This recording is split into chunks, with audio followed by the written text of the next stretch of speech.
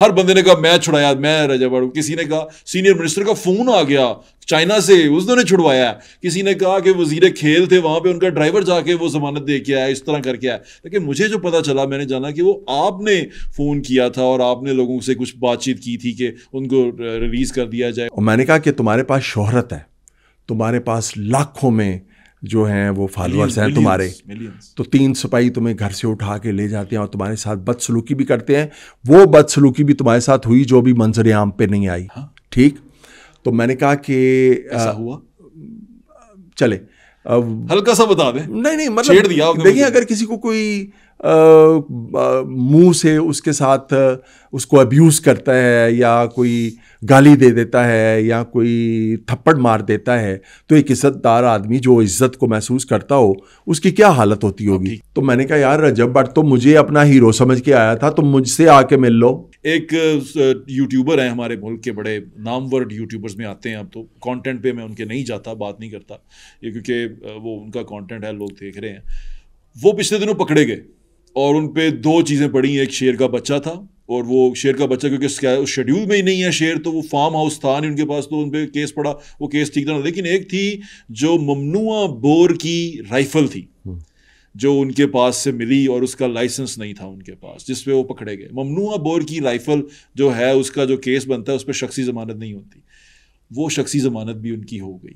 اور وہ ہمیں جب پتا چلا، میں نے ڈگ آؤٹ کیا. ویسے تو اس کو کلیم کرنے والے بڑے سارے لوگ تھے، ہر بندے نے کہا میں چھڑایا، میں رجب بٹ. کسی نے کہا سینئر منسٹر کا فون آ گیا چائنا سے، اس نے چھڑوایا. کسی نے کہا کہ وزیر کھیل تھے وہاں پہ، ان کا ڈرائیور جا کے وہ ضمانت دے کے آیا، اس طرح کر کے آیا. لیکن مجھے جو پتا چلا، میں نے جانا کہ وہ آپ نے فون کیا تھا اور آپ نے لوگوں سے کچھ بات چیت کی تھی کہ ان کو ریلیز کر دیا جائے، ان پہ سختی نہ کی جائے. ایسا ہے زہیب؟ میں اس سوال کا جواب نہیں دینا چاہتا، چونکہ میں یہ سمجھتا ہوں کہ اگر آپ یہ سمجھتے ہیں کہ آپ نے کوئی ایسا کام کیا ہے، پھر وہ اس وقت تو ہم یہی سمجھتے ہیں ہماری برادری ہے. سچ جاننے کے لیے کر ہماری برادری ہے وہ.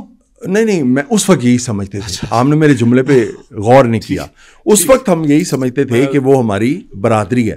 تو پھر وہ جو ایک خون ہے، آپ کو پتا ہے برادری کے لیے، اب مجھے کوئی پتا چل جائے کہ میرا بھائی جو ہے زہیب بٹ وہ کسی مشکل میں آیا، توفیق بٹ پیچھے نہیں کھڑا ہوگا، تو پھر یہ تو بڑی بات. اور نہیں، وہ تو آپ. گزارش یہ ہے کہ میں نے جب رجب بٹ میرے گھر آئے تھے، میں نے ان سے ایک بات کہی تھی.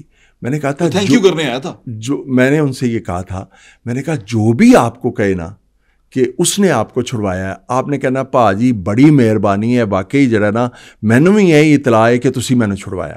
لیکن میں نے رجب بٹ کو، میں نے بھی اور جنہوں نے اس کو چھوڑا تھا انہوں نے بھی اسے کچھ چیزیں بتا دی تھیں کہ یہ سارا کچھ جو ہے آپ کے لیے، یہ نرمی یا رعایت جو ہے وہ کیسے ممکن ہوئی. میں نے بھی رجب بٹ کو وہ ساری چیزیں بار بار بٹ کہہ رہے ہیں، وہ تو سوری وہ بٹی ہے بٹ. لیکن میں آپ کو ایک بات بتاؤں، اچھا آپ اپنے بزرگوں سے پوچھیں، آپ یقین کریں کہ اب مجھے نہیں پتا کہ وہ تو اس نے تو کبھی اس چیز کو وہ نہیں کیا.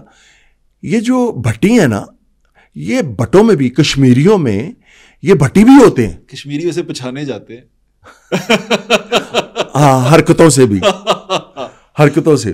تو اس میں ہوتے ہیں. مثلا ہمارے ساتھ ایک گجرانوالہ میں میئر تھے اسلم بٹ صاحب، تو ان کا ایک نواسا تھا، وہ میرے ساتھ نائب تحصیلدار تھا، وہ بھٹی تھے.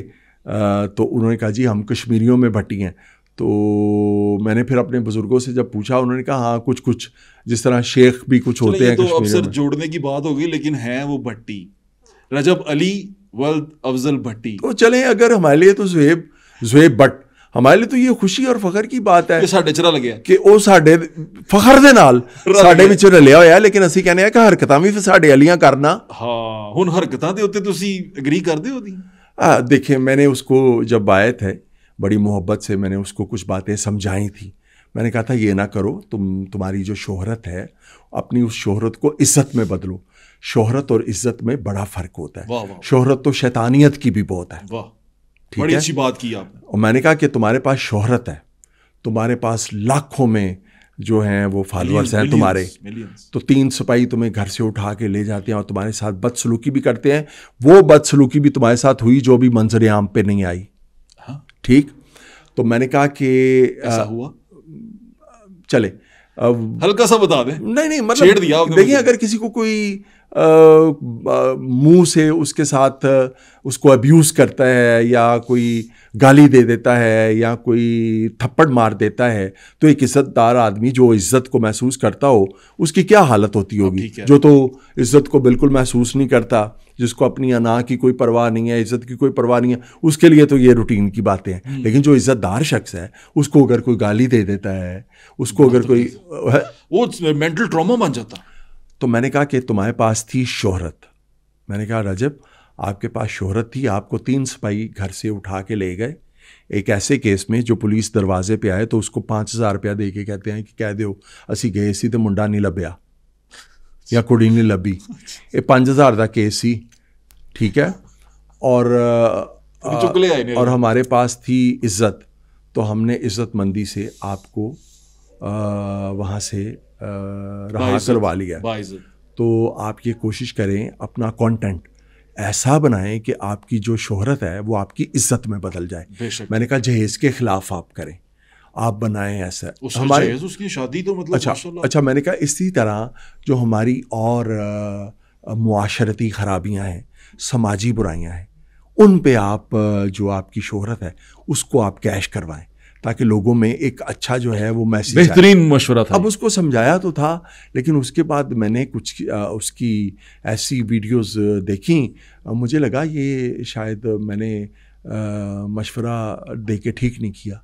اچھا, آپ کو یہ لگا کہ یہ غلط بندے کو مشورہ مجھے لگا ایسے. سر اب اسی سے ایک اور بات آگے چلتی ہے. میں کل جواد احمد صاحب یہاں پر آئے ہوئے تھے, وہ بات کر رہے تھے کہ سیاست کی, وہ سوشلزم, کمیونزم, ان ساری باتوں کے. میں نے ان سے کہا کہ ہماری نسل تو فین ہے ڈکی بھائی کی, زینب کے پپا کی اور یہ رجب کی.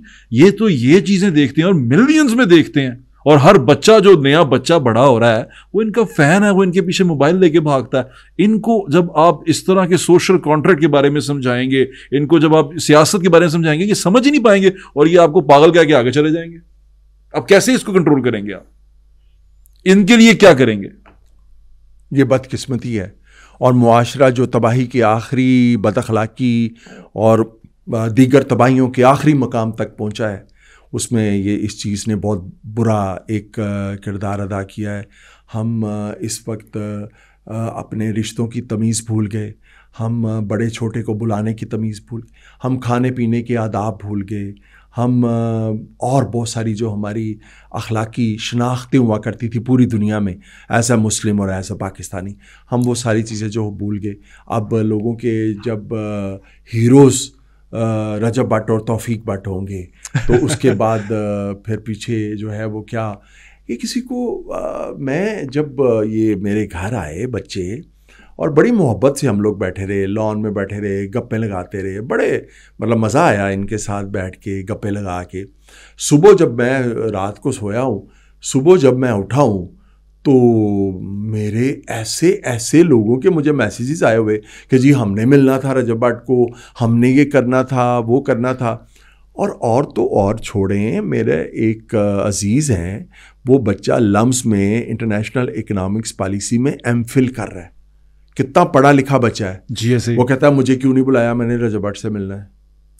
ٹھیک ہے, تو میں نے کہا یار رجب بٹ تو مجھے اپنا ہیرو سمجھ کے آیا تھا, تم مجھ سے آ کے مل لو. تم نے اس سے ضرور ملنا ہے, اور یار مجھ سے آ کے مل لو.